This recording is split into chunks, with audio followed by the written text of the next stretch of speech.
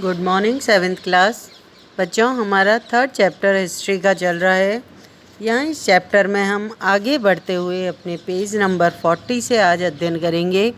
Page number 40 पर आपकी जो हेडिंग डली हुई है, सरदार और उनकी किलेबंदी किस प्रकार से की जाती थी, इसके बारे में भारत आए एक यात्री इब्न बतूता ने बतलाया है।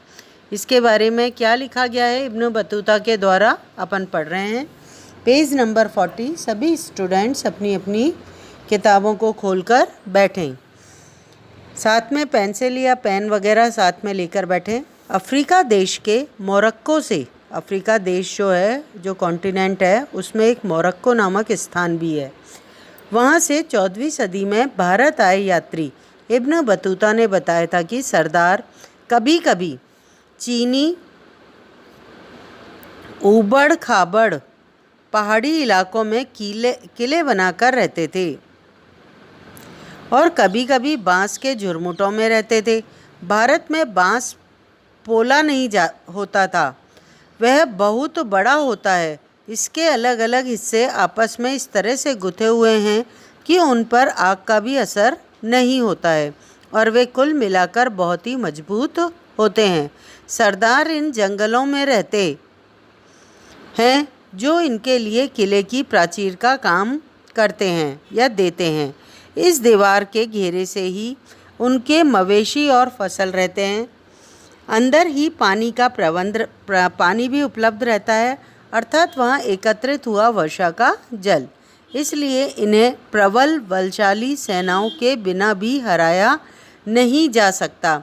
ये सेनाएं जंगल में घुसकर खास तौर से तैयार किए गए औजारों से बांसों को काट डालती हैं। सरदारों की रक्षा व्यवस्था का बयान कीजिए। सरदार जिन्हें शासकों के द्वारा, जब दिल्ली सल्तनत के शासकों के द्वारा अपने साम्राज्य का विस्तार किया जाता था, तो वह अपने उन दूर दराज के क्षेत्रों में अपने व्यक्तियों को नियुक्त कर देते थे या सत्ता उनको प्रदान कर देते थे। जब वो अपने दिल्ली लौट जाते थे सुल्तान, तो जो वहाँ के मुख्य सरदार होते थे वो क्या करते थे, विद्रोह कर देते थे, अपने क्षेत्र को बार बार स्वतंत्र करा लेते थे। ये जो सरदार लोग बार बार विद्रोह करके स्वतंत्र करा लेते थे बेटा, उनके द्वारा किस तरह से अपने रहने का प्रबंध किया जाता था उसके बारे में बताया गया है यहाँ पर इब्न बतूता के द्वारा, जिसमें उन्होंने बताया आपको कि वो जंगलों में या पहाड़ी इलाकों में जाकर अपने घर वगैरह बना लेते थे। अपने मवेशी है, अपने पशु जिसे अपन कहते हैं, वहाँ पर बांसों के झुरमुटों से अपने घरों का निर्माण कर लेते थे। ये जो बांस होते थे बहुत ही भारत का जो बांस था बहुत ही मजबूत होता था और एक में एक बांस को इस तरह से गूंथा जाता था कि वे उससे बड़े से बड़े निर्माण कार्य हो जाते थे। आगे बढ़ते हैं अपन इसी चैप्टर के अंतर्गत। इस बॉक्स के नीचे चंगेज़ खां के नेतृत्व में मंगोलों ने 1219 में उत्तर पूर्वी ईरान में ट्रांसऑक्सियाना, जिसे आधुनिक उज़्बेकिस्तान पर हमला किया था और इसके शीघ्र बाद ही दिल्ली सल्तनत को उसका धावा झेलना पड़ा था। अलाउद्दीन खिलजी और मोहम्मद तुगलक के शासनकालों के आरंभ में भी दिल्ली पर मंगोलों के धावे बढ़ गए थे। इससे मजबूर होकर दोनों ही सुल्तानों को एक विशाल स्थानीय सेना खड़ी करनी पड़ी थी। इतनी विशाल सेना को संभालना प्रशासन के लिए भारी चुनौती था, क्योंकि जितनी बड़ी सेना होगा उसके खाने पीने रहने प्रबंध, फिर औजार वगैरह सारी चीज़ों की खर्चे कौन उठाएगा, प्रशासन ही उठाता है। आइए देखते हैं इन दोनों ही सुल्तानों ने इन चुनौतियों का सामना कैसे किया था। यहाँ पर बेटा एक तो मोहम्मद तुगलक दे रखा है। नेक्स्ट पेज की तरफ आप जाएंगे तो आपको मोहम्मद तुगलक और अलाउद्दीन खिलजी इन दोनों के बारे में कंपेयर करते हुए इस समस्या के समाधान को किस तरह से ढूंढा गया था वो पढ़ा जा रहा है। सबसे पहले अपन अलाउद्दीन खिलजी के बारे में पढ़ते हैं। दिल्ली पर 2 बार हमले हुए थे, किसके, मंगोलों के। एक तो 1299 में और एक 1299 और 1300 के बीच में, और दूसरा 1302 से 1303 के बीच में। इनका सामना करने के लिए अलाउद्दीन खिलजी ने क्या किया था? एक विशाल स्थायी सेना खड़ी कर दी थी। स्थायी मतलब जो परमानेंट होती है ना, उसे हम स्थायी कहते हैं। और मोहम्मद तुगलक के द्वारा क्या किया गया था? मोहम्मद तुगलक के शासन के आरंभिक वर्षों में सल्तनत पर हमला हुआ था। जब मोहम्मद तुगलक गद्दी पर बैठा था तो उसके शासन के आरंभिक वर्षों में सल्तनत पर हमला हुआ था। मंगोल सेना परास्त हो गई थी। मोहम्मद तुगलक को अपनी सेना की शक्ति और अपने संसाधनों पर इतना अधिक विश्वास था कि उसने ट्रांसऑक्सियाना पर भी आक्रमण की योजना बना ली, जिसे हम आधुनिक उज्बेकिस्तान के नाम से जानते हैं ना बेटा। वहाँ पर आक्रमण करने का प्लान बना लिया गया। किसके द्वारा? मोहम्मद तुगलक के द्वारा। क्योंकि उसे क्या पता था? उसे पता था कि उसकी सेना शक्तिशाली है और पर्याप्त उनके पास संसाधन उपलब्ध हैं। और स्थायी योजना बना ली। एक स्थायी सेना तैयार करना उसका आक्रामक कदम था। मतलब ये कार्य मोहम्मद तुगलक के द्वारा किए गए थे। अलाउद्दीन खिलजी ने भी स्थायी सेना का निर्माण कर लिया था और मोहम्मद तुगलक ने भी स्थायी सेना का निर्माण कर लिया था। अब दूसरे पॉइंट के अंतर्गत अपन अलाउद्दीन खिलजी को पढ़ते हैं। पहले अलाउद्दीन खिलजी ने अपने सैनिकों के लिए सीरी नामक एक नया गैरिसन शहर बनाया था। मानचित्र 1 में इस शहर को दे ढूंढिए। जहाँ पर चैप्टर ये स्टार्ट हुआ है बेटा, वहाँ पर आपको गैरिसन शहर दिखाई देगा। नया मोहम्मद तुगलक के द्वारा क्या किया गया था? गैरिसन शहर की परिभाषा भी आपने पढ़ ली है पहले ही।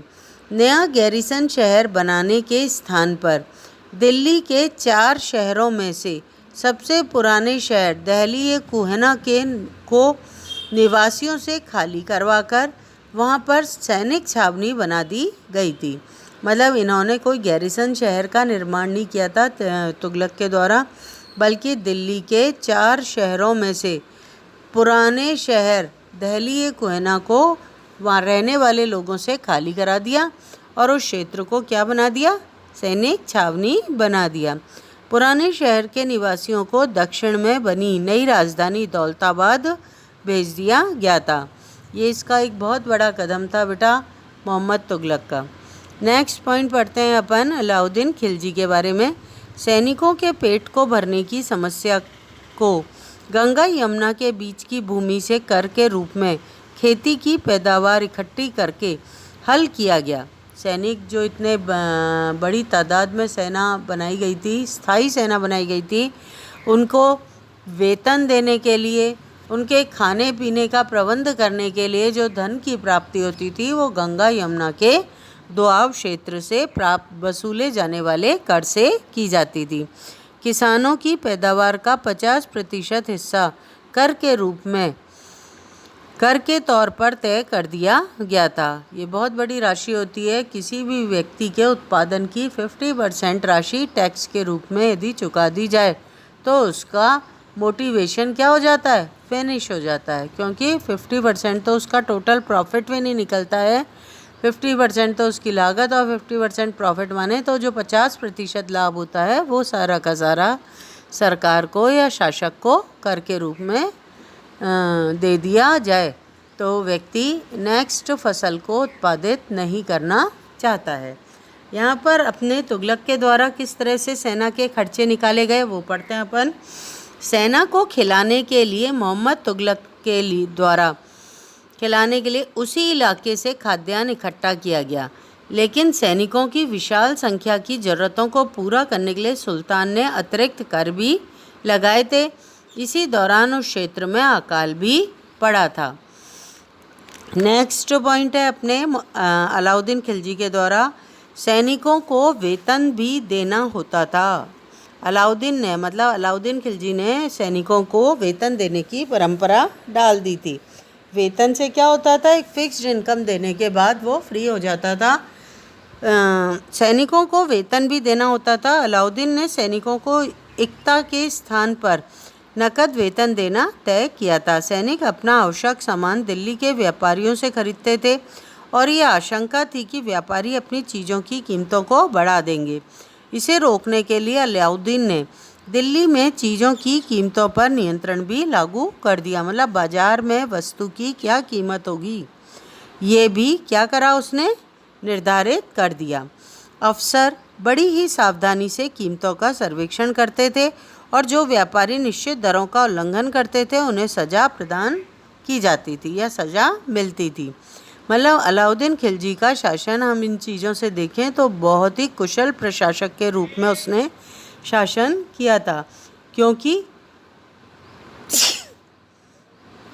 यहाँ पर हम देख रहे हैं बेटा कि अलाउद्दीन खिलजी ने सैनिकों को वेतन कम मात्रा में दिया, तो उसने देखा कि सैनिकों के द्वारा जो सामान खरीदा जाएगा वो दिल्ली के बाज़ारों से ही खरीदा जाएगा, तो व्यापारी उनसे ज़्यादा कीमत वसूल सकते हैं।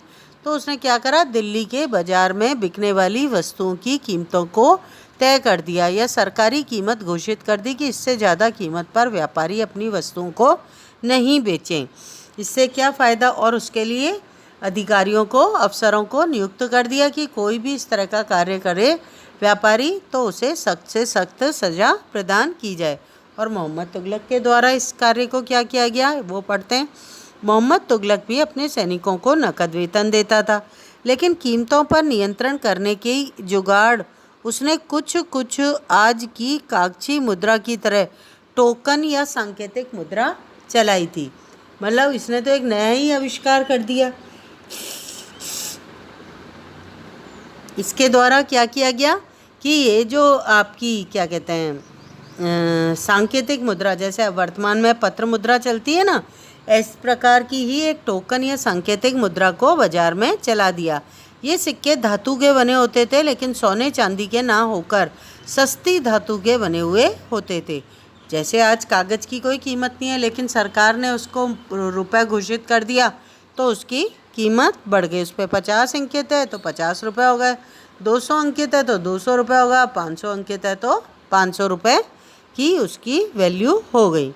तो इसी तरह का एक प्रयोग मोहम्मद तुगलक के द्वारा किया गया था। 14वीं सदी के लोगों को इस मुद्रा पर भरोसा नहीं था। वे बड़े चतुर थे।